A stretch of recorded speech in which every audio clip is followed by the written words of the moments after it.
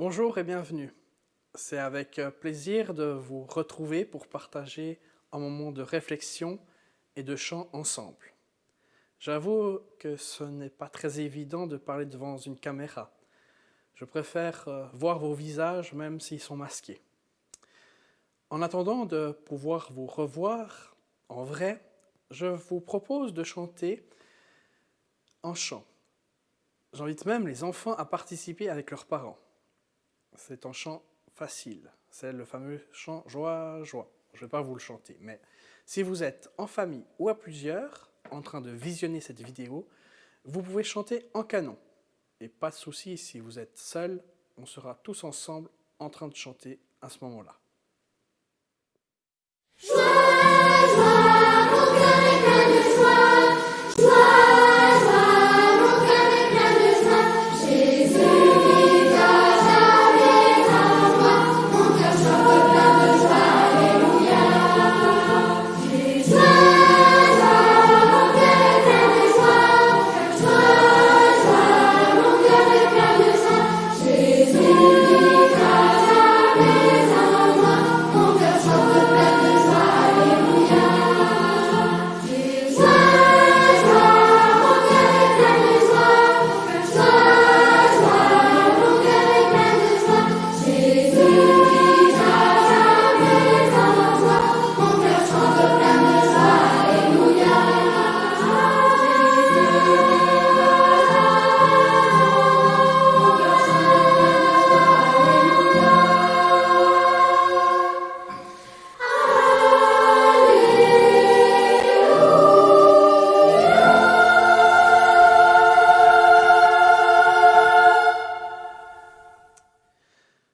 Je souhaite partager un texte biblique qui me touche en particulier et qui va bien avec le thème de cette prédication. Ça se trouve dans 2 Corinthiens 9 au verset 7. Que chacun donne comme il a résolu en son cœur, sans tristesse ni contrainte, car Dieu aime celui qui donne avec joie. Vous pouvez toujours nous soutenir à travers vos dîmes et vos offrandes, selon ce que vous pouvez donner.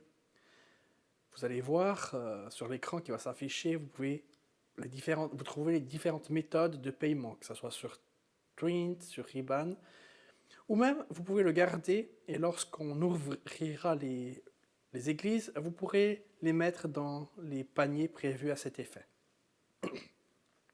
Avant de donner la parole à Suzanne pour sa méditation, je souhaite vous poser cette question. Qu'est-ce que la joie pour vous? Vous allez voir une personne qui va vous répondre, ou même vous-même. Qu'est-ce que la joie pour moi? C'est une très bonne question. La joie, en fait, déjà c'est un sentiment que je ne contrôle pas. C'est quelque chose qui me vient soudainement ou bien qui au contraire prend du temps à s'installer, on va dire, mais je sens que je suis de plus en plus de bonne humeur. Pour moi, c'est un moment où tout mon être en fait est en harmonie et où mon cœur, il ne chante pas, mais on n'est pas loin, je vais dire. Oui, il m'arrive de chanter, mais c'est vraiment un moment où je me sens apaisée, où j'ai je sais pas, une sorte de joie vraiment dans mon cœur. Tout est relié en fait, et je crois que c'est vraiment un sentiment qu'on ne peut pas ignorer, puisque en tout cas pour moi, tout mon être a envie de sourire, de rigoler, de chanter, de danser, et voilà.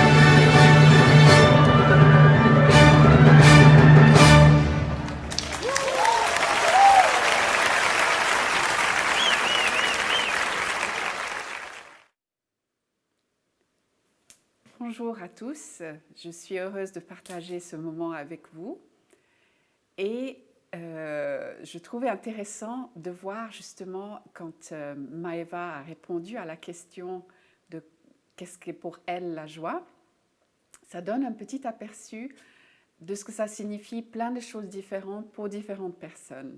Nous, on va prendre une perspective surtout biblique, mais dans cette perspective, j'ai entre autres un souvenir d'enfance d'une chanson où on disait que la joie, c'est le drapeau qui flotte sur le château lorsque le roi est en résidence. Alors peut-être pour certains d'entre vous qui avez grandi dans des républiques ou autres formes de pays, ne connaissent pas, mais en tant que sujette de Sa Gracieuse Majesté, j'ai toujours su que lorsque la reine était en résidence dans tel ou tel château, il y avait le drapeau qui flottait et qui disait « Voilà, la reine est là ». Et cette chanson m'est toujours restée puisqu'elle disait de manière très imagée que lorsque le roi est en résidence dans notre cœur, dans le château de notre cœur, eh bien, ce qui flotte, c'est le drapeau de la joie. Alors, avec cette idée, on va se lancer dans une réflexion autour de la joie selon la Bible. Et on commence avec une petite histoire, toute courte. John Wesley avait environ 21 ans lorsqu'il est entré à l'université d'Oxford. Il venait d'un foyer chrétien et il était doté d'un esprit vif et d'une belle apparence. Pourtant, à cette époque, il était aussi un peu snob et sarcastique. Un soir, cependant, quelque chose s'est passé qui a déclenché un changement dans le cœur de Wesley.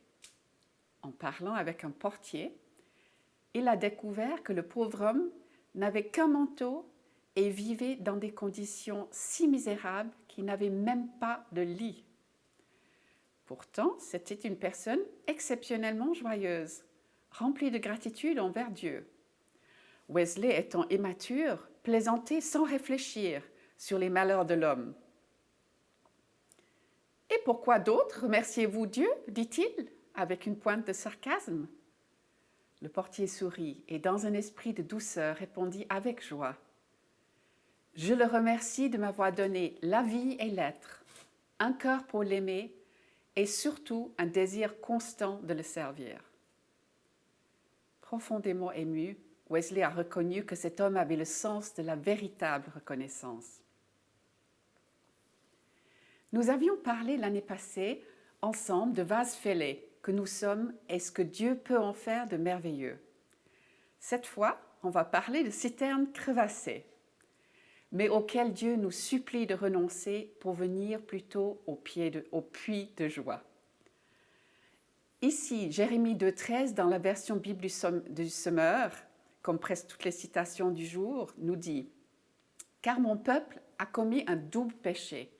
Ils m'ont abandonné, moi qui suis une source d'eau vive, pour se creuser des citernes crevassées, qui ne retiennent pas l'eau. Ce peuple manque donc 2 fois la cible, et le résultat ne se fait pas attendre. Au verset 15, les jeunes lions rugissent contre lui, et ils ont transformé son pays en désert. Par contraste, Ésaïe prophétise « C'est pourquoi, avec joie, vous puiserez de l'eau aux sources du salut. Vous direz en ce jour-là, célébrez l'Éternel, invoquez-le, annoncez aux nations ses œuvres et proclamez qu'il est sublime. » On peut comprendre à travers la Bible que puiser aux sources du salut est synonyme de joie. En ce qui concerne les citernes, dans les contrées bibliques, les gens comprenaient bien sûr cela de manière encore plus concrète que nous. Parmi les différences fondamentales entre citerne et puits, on voit que la citerne collecte et contient l'eau qui y tombe, sauf quand elle ne la retient plus, et le puits est alimenté par capillarité. C'est donc un processus beaucoup plus naturel, plus organique. Là, avant de parler des versets suivants, je veux juste vous dire que vous aurez tous les versets sur un PowerPoint disponible sur le site, Donc, ne vous inquiétez pas, il y en a beaucoup, c'est vrai, parce qu'il y a beaucoup de joie dans la Bible. Mais vous aurez l'occasion de tous les regarder après, donc tranquillement à ce moment-là. Ici, dans 2 Chroniques 26:10, on voit que Osias, roi du Juda, bâtit des tours dans le désert et il creusa beaucoup de citernes parce qu'il avait de nombreux troupeaux dans les vallées et dans la plaine, et des laboureurs et des vignerons dans les montagnes et au Carmel, car il aimait l'agriculture. Et Jérémie n'est pas étranger aux citernes, puisqu'il écrit ailleurs. Les grands envoient les petits chercher de l'eau, et les petits vont aux citernes, ne trouvent point d'eau, et retournent avec leurs vases vides. Il a même séjourné. Alors, ils se saisirent de Jérémie et le jetèrent dans la citerne de Melchias. On le descendit avec des cordes. Dans cette citerne, il n'y avait pas d'eau, mais de la boue. Et Jérémie enfonça dans la boue. Ebed-Melech l'Éthiopien, dignitaire de la maison du roi, apprit qu'on avait mis Jérémie dans la citerne. Je ne vous raconte pas la suite, mais je vous invite à le lire à la maison. Il y a des très beaux détails sur ce qui s'est passé dans cette citerne. Donc, les citernes crevassées, comme on disait, ça le connaissait à Jérémie. Ici, on a un auteur et philosophe, Frédéric Lenoir, qui, après avoir écrit Du bonheur, a fait publier en 2015 La puissance de la joie. Sur la couverture, on lit « Existe-t-il une expérience plus désirable que celle de la joie, plus intense et plus profonde que le plaisir, plus concrète que le bonheur? La joie est la manifestation de notre puissance vitale. J'aimerais proposer ici, dit-il, une voie d'accomplissement de soi fondée sur la puissance de la joie, une voie de libération et d'amour, aux antipodes du bonheur, factice, proposé par notre culture narcissique et consumériste, mais différente aussi des sagesses qui visent l'absence de souffrance et de troubles. Sur les pas de Chuang Tzu, de Jésus, de Spinoza et de Nietzsche, une sagesse fondée sur la puissance du désir et sur un consentement à la vie, à toute la vie. Ici et maintenant, pour comprendre la joie parfaite dans une perspective biblique, nous mettrons de côté les autres maîtres à penser pour se focaliser sur Jésus, son Père qu'il est venu révéler et l'Esprit qu'il nous a envoyé. Pierre n'a-t-il pas dit à Jésus « À qui d'autre irions-nous ? C'est toi qui as les paroles de la vie. » Et le psalmiste proclame haut et fort « Je ferai de toi le sujet de ma joie. » Donc, vers cette définition biblique, comme beaucoup de réalités parfois intangibles, la joie peut être comprise en partie par les résultats, comme nous le dit l'auteur des Proverbes. Dans Proverbe 17, 22, « Un cœur joyeux est un excellent remède, mais l'esprit déprimé mine la santé. » Ailleurs encore, « Un cœur joyeux rend le visage aimable, mais quand le cœur est triste, l'esprit est abattu. » On dit d'ailleurs une mine de chien battu. La joie n'est pas comme le bonheur, qui semble davantage sujet aux événements et a tendance à vaciller lorsque les circonstances sont moins favorables. La joie est une émotion ressentie par l'anticipation, la réalisation ou même l'attente de quelque chose de grand ou de merveilleux. Mais Paul, entre autres héros de Dieu, démontre à plusieurs reprises que cette joie reste présente même au milieu de la souffrance. Parce que la joie est un don, et le plus souvent, Paul la relie au Saint-Esprit. Il insiste sur le fait qu'elle dépasse les circonstances, qu'elle est pur cadeau, et qu'elle va de pair avec la paix. Il exprime par exemple son vœu le plus cher pour les chrétiens de Rome, passage cité parfois comme bénédiction après nos services. Que Dieu, qui est l'auteur de l'espérance, vous comble de toute joie et de sa paix par votre confiance en lui. Ainsi, votre cœur débordera d'espérance par la puissance du Saint-Esprit. Il leur écrit aussi aux Romains « Car le règne de Dieu ne consiste pas à réglementer le manger, le boire, mais, par l'Esprit Saint, à nous rendre justes et à nous donner la paix et la joie. » et à l'église de Thessalonique. Les références seront toujours sur le PowerPoint, ne vous inquiétez pas.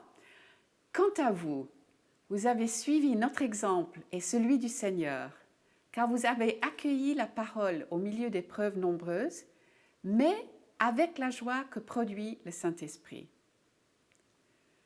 Luc, dans le livre des Actes, fait aussi le lien entre l'Esprit et la joie. Les disciples étaient remplis de joie et du Saint-Esprit. La joie fait partie du fruit de l'Esprit, tel que décrit dans Galates. Mais le fruit de l'Esprit, c'est l'amour, la joie, la paix, la patience et ainsi de suite. Résultat organique, conséquence naturelle de la présence du Saint-Esprit. Donc on ne peut pas la simuler, cette joie. On dit parfois de manière ironique « je cache ma joie ». Ça veut dire que je ne montre pas mon enthousiasme, c'est l'expression. Mais en réalité, la véritable joie s'exprime, ne se cache pas. Soit on l'a, soit on ne l'a pas. Parce qu'on ne l'a pas voulu ni accepté, parce qu'on est allé parfois vers des citernes crevassées. Nous avons tous un tempérament de base, l'optimisme chevillé au corps pour les uns ou le pessimisme qui nous colle au basque pour les autres. Mais Dieu, par son don et l'Esprit par son fruit, offre la joie à tous qui transcend nos tempéraments. Ainsi, on voit que la véritable joie trouve sa source en Dieu et pas dans les citernes crevassées. Nous en avons chacune la nôtre ou les nôtres de citernes crevassées. Je vous laisse réfléchir à ce sujet. Moi, j'ai eu à réfléchir pour moi. Surtout et avant tout, la joie que donne la relation avec l'Éternel est le sujet qui est le plus mis en avant dans les psaumes. Le livre des psaumes contient plus de références à la joie que tout autre livre de la Bible. Et le psalmiste a beaucoup écrit sur la joie, mais on en retiendra 3 de versets ici. Mais que tous ceux qui trouvent un refuge en toi soient à jamais dans l'allégresse et poussent de grands cris de joie, car ils sont sous ta protection, et que tous ceux qui t'aiment se réjouissent grâce à toi. Ailleurs, ils sont nombreux ceux qui demandent « D'où nous viendra donc le bonheur ?» Ô Éternel, porte sur nous un regard favorable, que notre vie en soit illuminée. Tu mets dans mon cœur de la joie, plus qu'ils n'en ont jamais quand leur moisson abonde, quand leur vin nouveau coule. Dans la paix, je me couche et m'endors aussitôt. Grâce à toi seul, ô Éternel, je demeure en sécurité. Et le 3e, tu as transformé mes pleurs en une danse de joie et tu m'as ôté mes habits de deuil pour me revêtir d'un habit de fête. Vous vous souvenez peut-être d'une étude d'un trimestre de ce passage quand le mur avait été rebâti et qu'ils avaient lu ensemble le livre de la loi, Néhémie 8, 10. Puis Esdras ajouta « À présent, allez faire un bon repas, buvez d'excellentes boissons et faites porter des portions à ceux qui n'ont rien préparé, car ce jour est un jour consacré à notre Seigneur. Ne vous affligez donc pas, car la joie que donne l'Éternel est votre force. » Zacharie aussi nous dit « Tressaille d'allégresse aux communautés de Sion, pousse des cris de joie aux communautés de Jérusalem. » Pourquoi? Là, il nous le dit très clairement, « Car ton roi vient vers toi. Il est juste et victorieux, humilié, monté sur un ânon, le petit d'une ânesse. » Donc ici, c'est tout le contraire des marches triomphales typiques de l'Antiquité, où on traînait plutôt des esclaves derrière. Ici, dans cette marche d'humilité, on voit cette sagesse de Dieu qui est folie pour les hommes. Comme la grandeur de Dieu, le premier sera le dernier, la joie que donne Dieu est souvent paradoxale, dans ses causes et dans ses manifestations, et en contradiction avec les normes humaines. Et puisque c'est une vraie relation, la joie est réciproque. Voir cette traduction Bible de Jérusalem de Sophonie 3, 16 à 18. Yahvé, ton Dieu, est au milieu de toi, héros sauveur. Il exultera pour toi de joie. Il te renouvellera par son amour. il dansera pour toi avec des cris de joie. Cette attitude est confirmée par le chant d'amour, le Cantique des Cantiques, et de nombreux exemples dans l'Ancien Testament où Dieu montre l'amour intense qu'il éprouve pour son peuple par la joie. Ésaïe 62, 4. Comme la fiancée fait la joie de son fiancé, tu feras la joie de ton Dieu. Relation amoureuse, relation paternelle, tout est bon pour qu'il nous dise combien il nous aime et qu'il veut faire la fête à notre sujet et que nous la fassions avec lui et avec les autres.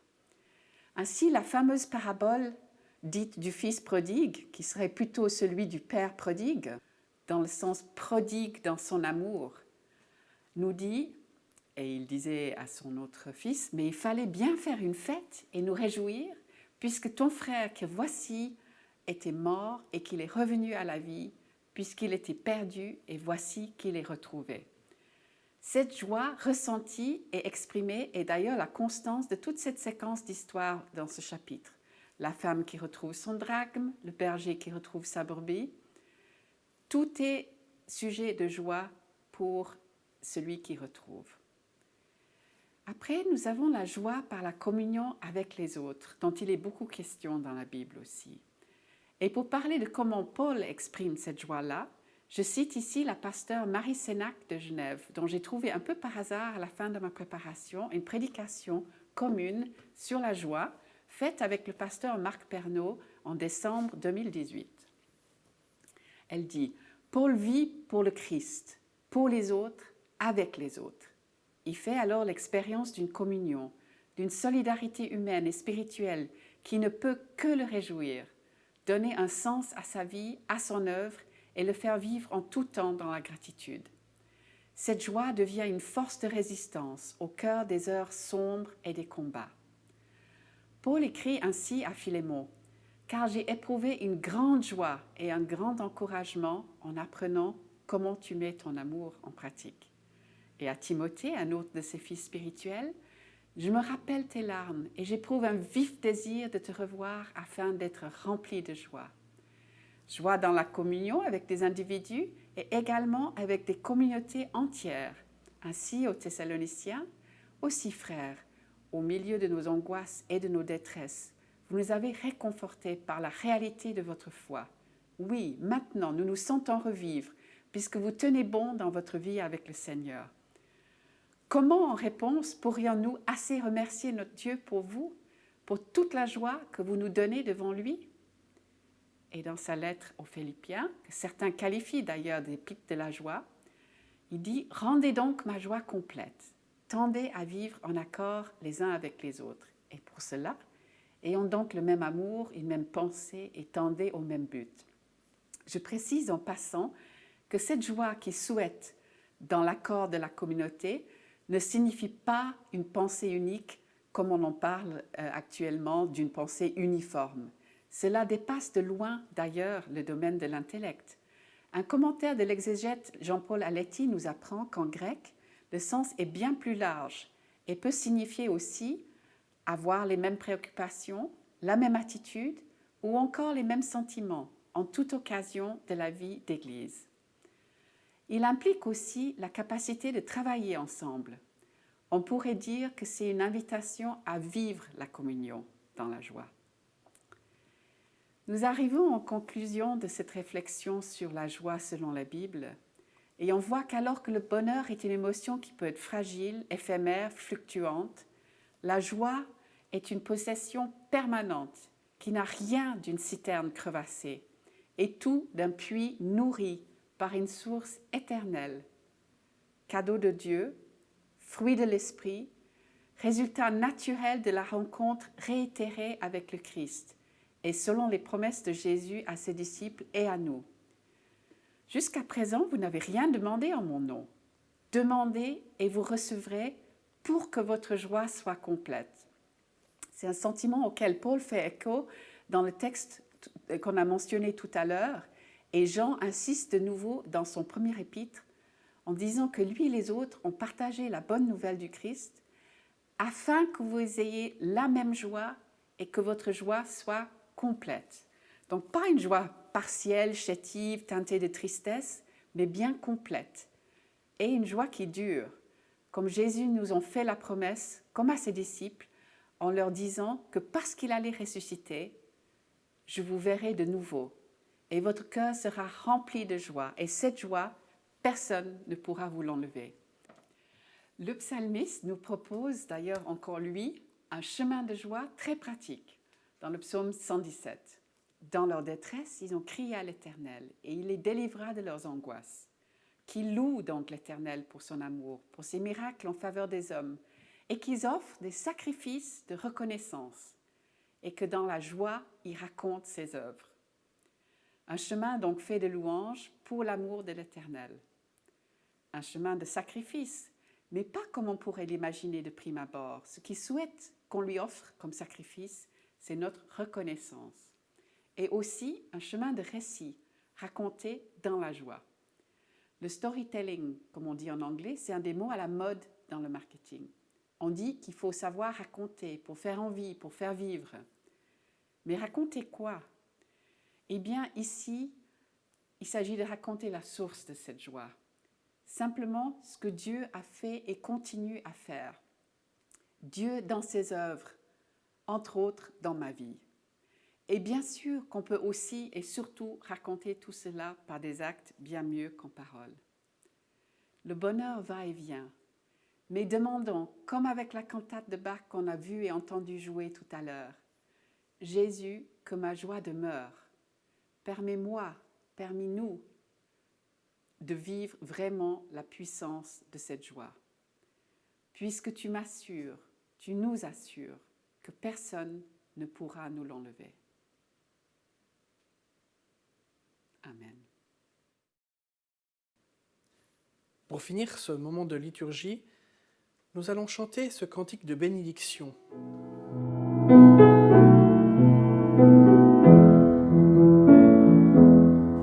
Que la grâce de Dieu soit sur toi, pour t'aider à marcher dans ses voies. Reçois tout son pardon et sa bénédiction.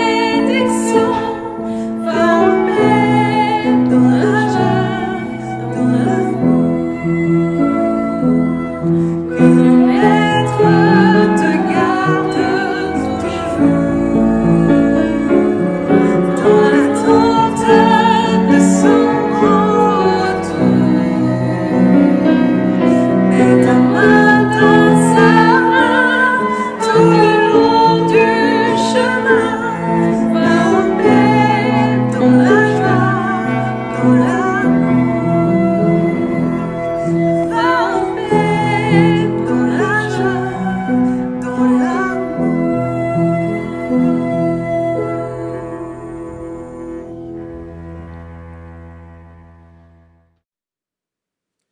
Quelques annonces. N'hésitez pas à aller voir notre site internet ou même de vous abonner à notre chaîne YouTube Église Adventiste de Gland. Vous pouvez suivre chaque sabbat matin à 10h une classe Zoom pour les adultes mais aussi pour les enfants. Donc vous allez voir s'afficher à votre écran où vous pouvez vous inscrire et également les différentes classes qui vont être soumises ces prochaines semaines. D'ici là, je vous souhaite une bonne semaine et à bientôt.